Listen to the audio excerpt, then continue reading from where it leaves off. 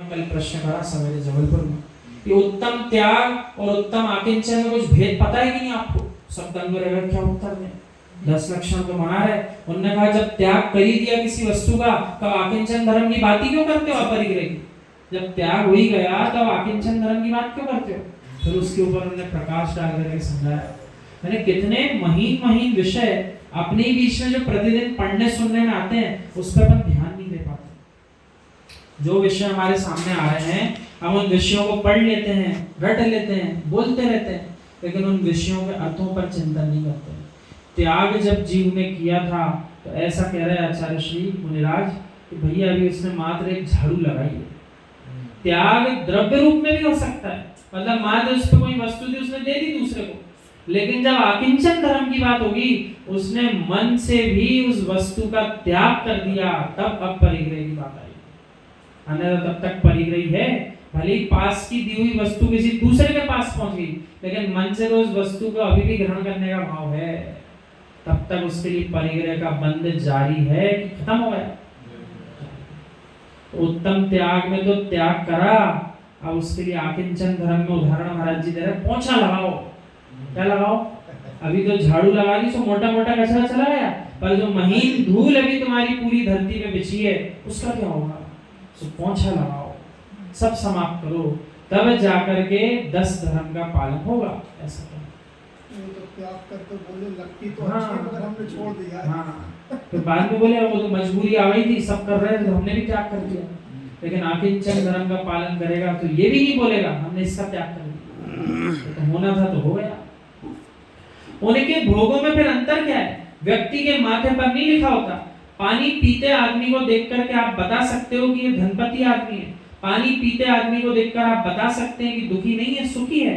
पानी पीते बता सकते हैं आपकी मनुष्य बन के पानी पी रहा है या त्रियंचों के समान पानी पी रहा है।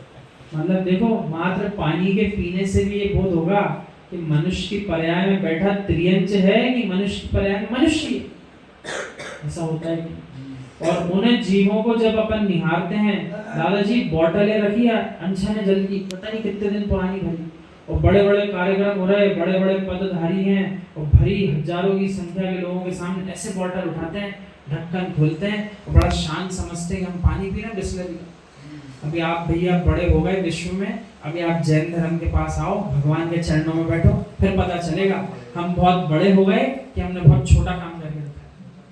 लेकिन चक्कर क्या है, जिनके सामने वे बोतल खोल के हजारों के सामने पी रहे, वे हजारों लोग इन्हीं को अपना आदर्श मानते हैं कि देखो हमें भी ऐसे ही करना है। आज नहीं तो 5 साल बाद हम भी ऐसी स्टेज पे बैठेंगे, हमारे सामने भी बिस्लरी की बोतल होगी, हम भी ऐसी खोल के पिएंगे। यानी विश्व आदर्श बना रहा है तो किसको बना रहा है? अज्ञानतामयी व्यवहारिक दृष्टिकोण को ही अपना आदर्श बना रहा है। और जीव को यदि जिन धर्म का ज्ञान होगा तो वो कहेगा ये क्या है, ये तो वैसी गलत काम कर रहा है, और हम बैठ करके हम भी यही करेंगे तो इनमें और हमें फर्क क्या बचा? जगत की उपाधियां काम नहीं आएगी, काम तो जिन धर्म ही आने वाला है। इस बात को समझना पड़ेगा सबको। हमारे साधर्मी बंधु भी तो पीते हैं। हमारे जो साधर्मी बंधु हैं वो भी बोतल को खोल करके बड़े शान से पीते हैं। हाँ, वो सब जगह यही चल रहा है। यदि पानी का गिलास है इसको छुपाकर पीने की क्या जरूरत है? यदि प्यास लगी है तो सबसे खुलकर पियो।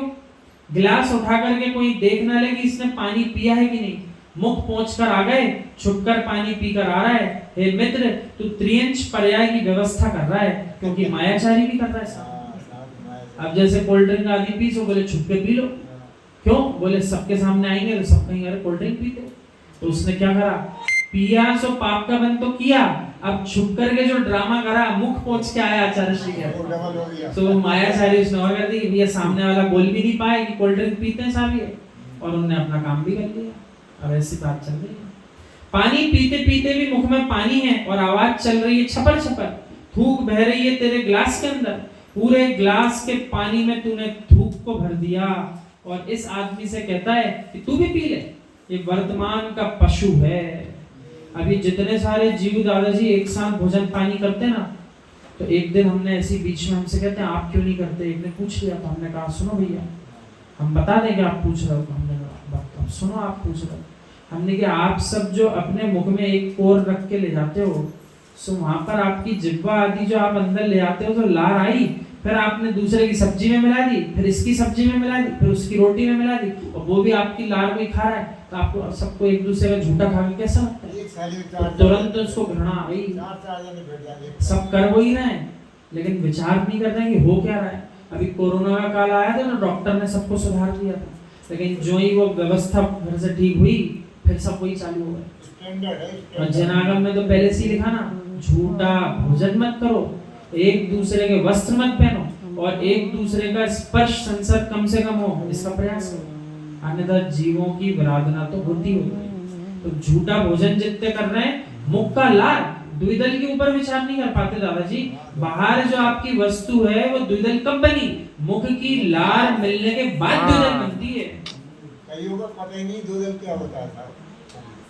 जिन लोगों को और जिनको ज्ञान हो जाए, सुबह भले ही जैन कुल के ना हो, उनको पता चल जाए तो वे छोड़ देते हैं उसको। अरे हमारे मुख में जाते से असंख्यात जीव आ जाएंगे, हमारी लार मिलते से, तो वे द्विदल का सेवन नहीं करते।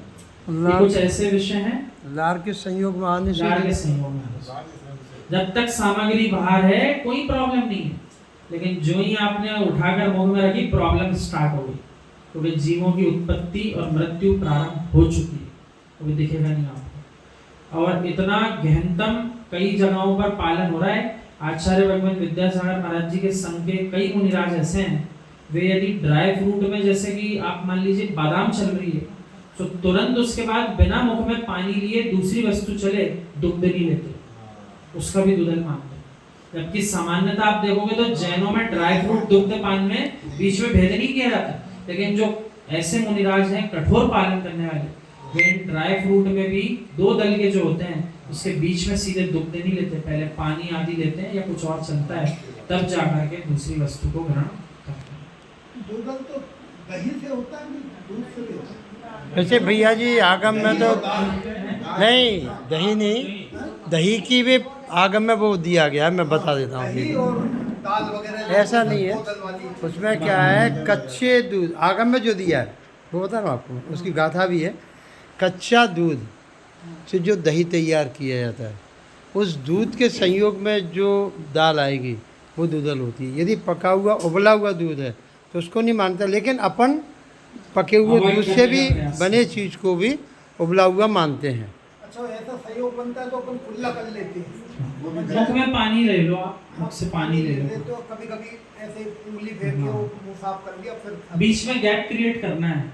उसका समाधान ये, बीच में आपको कुछ और चले या फिर ना चले, ऐसा। जैसे कड़ी बनती है तो कड़ी जो दही की बनती है वो दूधल की श्रेणी में आएगी। बेसन के साथ दही आपका जो मिलेगा वो दूधल होगा। दही की छाछ की जो होती दही है, में बूंदी डाल के नहीं खाना, बेसन वाला। हाँ,